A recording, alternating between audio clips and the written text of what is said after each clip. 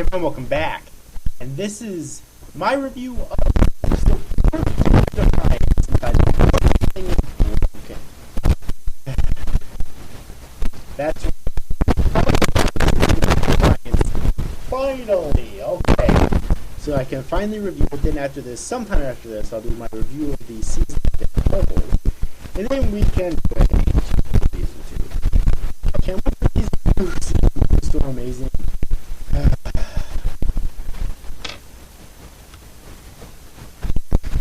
So yeah.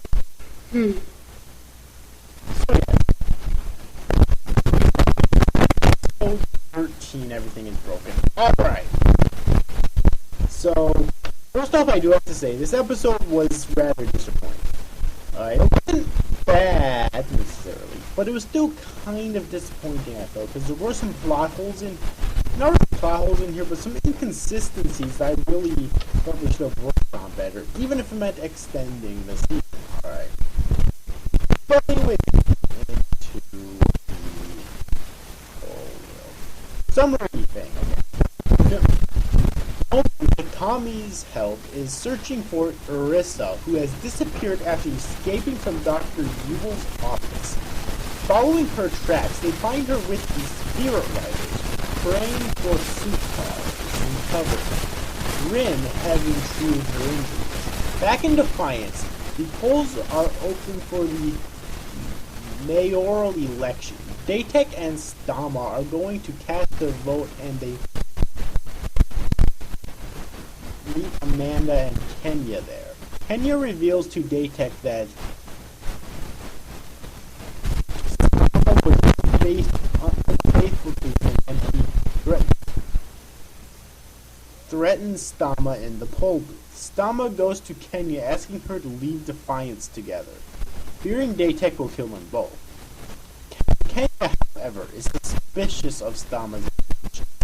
The two meet in the woods, and Kenya pulls a gun at Stama, knowing she is lying about them running away.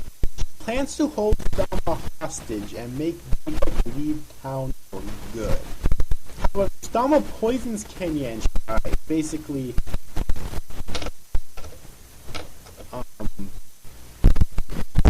Kenya's poison, basically asking her that Datek wants her to drink it, and however, a little while later, the poison is actually on the package. It is shown that killed her as a means of killing Datek. Meanwhile, the Earth Republic storms into Dr. Yule's office asking for Arissa. During the interrogation, it is revealed that the two artifacts, the gold and the silver one, are the keys to a Votan ship buried in the mines, carrying a weapon capable of killing entire species, and the real reason E-Rep is interested in Defiance. So yeah, how's that for a plot twist for you, huh? Yule tells them that the keys are inside Arissa, and they are already active. Now aware of the keys and their purpose, are debating what to do with when the Earth Republic comes looking for them. They take the Spirit Riders hostage, threatening to kill them if they don't give themselves up. With no choice but to surrender, they take Arissa with them, and they leave the rest to be killed. However, Nolan disarms the executioner and follows them.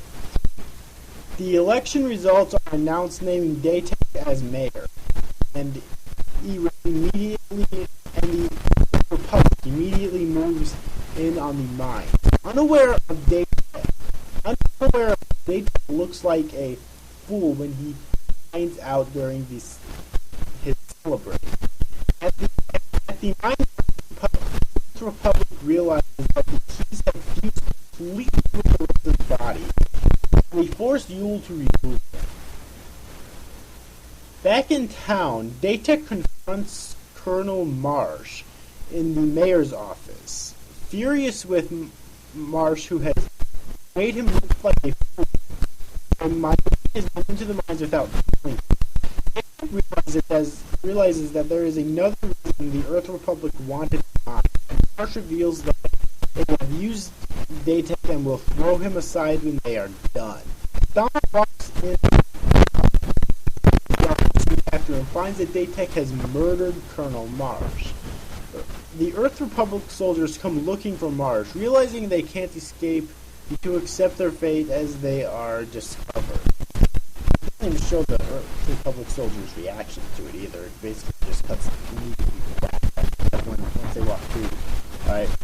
You don't even see them, basically. Anyways, though, as Yule prepares to operate, Nolan, Tommy, and a freed Wraith fight the Earth Republic soldiers. Nolan frees Orisa, but as they fight to buy the others time to escape, Nolan is shot and killed. Well, how's that for a plot twist for you, huh? Now, just so you know, he does end up being brought back to life by the end of this episode. But probably my biggest problem with this season finale is that I thought it would have been better if they waited for well through season 2 to bring him back. I don't mean episode 1. I mean midway or midway. But no, they brought him back in this episode, of course. Anyways, though, heartbroken, Orisa has a vision of Sukar telling her that she has to fulfill her destiny. She descends into the mines where she meets the mysterious girl from her previous vision. The girl introduces herself as Irzu, who I think is supposed to be their god, so she's a goddess. I don't fucking know. And tells Orisa that she can bring Nolan back to life, but only if she agrees to become her weapon. Orisa agrees, entering the ancient Votan ship. She uses its power to bring Nolan back to life, disappearing inside. Nolan wakes up and healed of his wounds.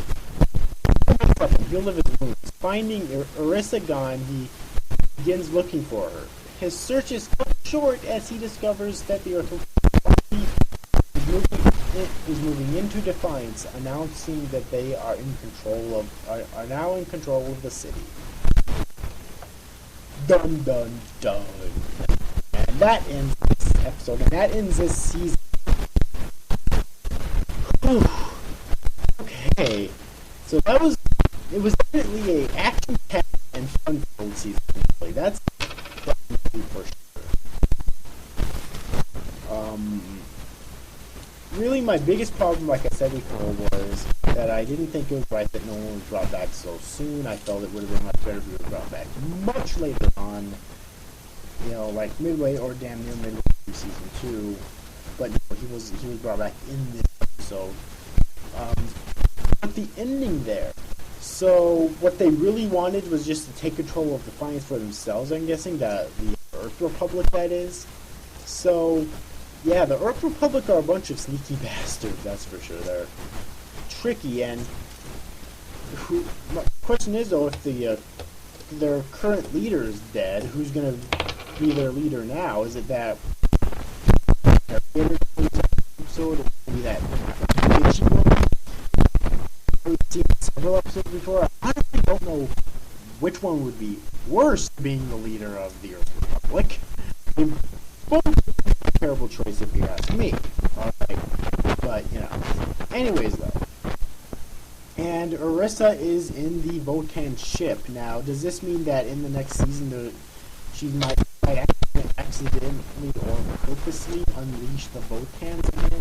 Maybe there's an army of Votans that are currently in that ship. Maybe in high or something. Could unleash them. I don't know. It's kind of interesting, though. So, as an episode in and of itself, it did have problems, but as of a season finale, I thought it ended off the season in general very well, and overall, in terms of an episode in and of itself, it was still very enjoyable. As every Defiance episode thus far has been. At least in my opinion. So overall, hope you enjoyed this review, guys. See you after, guys. Thanks for watching. Bye-bye.